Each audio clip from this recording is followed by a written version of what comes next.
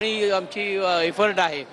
तर हे करण्याकरता सगळेजण आम्ही झटत असतो आणि 5 ते 6 लाख लोक येतात, भाविक येतात.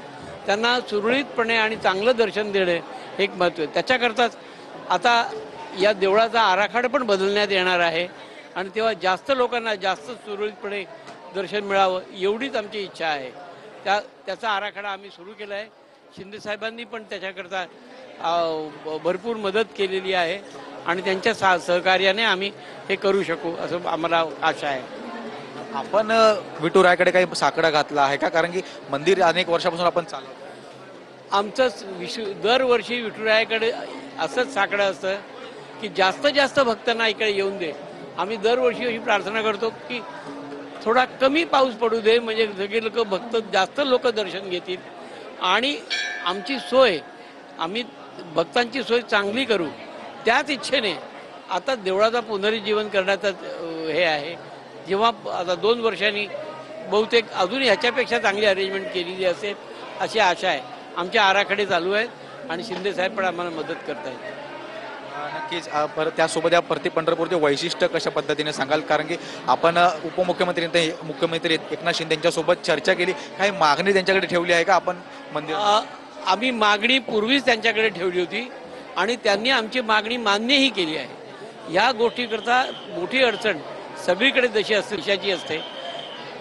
सरकारनी शिंदे साहेबांनी जेव्हा चीफ मिनिस्टर होते तेव्हा त्यांनी याच्याकरता राखीव रक्कम ठेवली होती आणि त्याच्यावरती हे करून आज ती या गोष्टीला सुरुवात झाली आहे. ही अगदी पहिली सुरुवात आहे. नुसता आराखडा करणं झालेला आहे, पण आम्हाला पुष्कळ होप्स आणि इच्छा आहे की हे चांगलं सुरळीत जावं.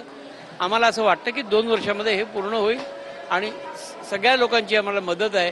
त्या सगळ्या लोकांना आम्ही सादर करतो. आमचे लोकल MLA MP आणि शिंदे साहेब या सगळ्या लोकांनी आम्हाला मदत करते आणि ती करावी म्हणून आम्ही झटत आहोत सध्या. नक्कीच, खूप खूप धन्यवाद. आपल्यासोबत आणखी एक ज्येष्ठ वारकरी आहेत, आपण त्यांच्याशी सुद्धा बातचीत करणार आहोत. दादा, काय सांगणार? तुम्ही किती वर्षापासून वारी चालता आहात किंवा पंढरपूरला जाताय? काय तुमचा अनुभव आहे? काय सांग? माझी कार्तिकी वारी आहे. मी कार्तिकी वारीला जातो. परंतु संतांनी असं सांगितलं आहे, आलुन्या संसारे द्वारे पंढरपुरा, की तुम्ही संसारात मध्ये आले तर पंढरपूरला जा. इतर ठिकाणी जाऊ नका म्हणून संत बोलले नाहीत, पण पंढरपूरला जा. पंढरपूरला का? ऐशी चंद्रभागा, ऐशा भीमातीर, ऐशा विटे बरे देव कोटा, कुठेच नाही. म्हणून पंढरपूरला जा.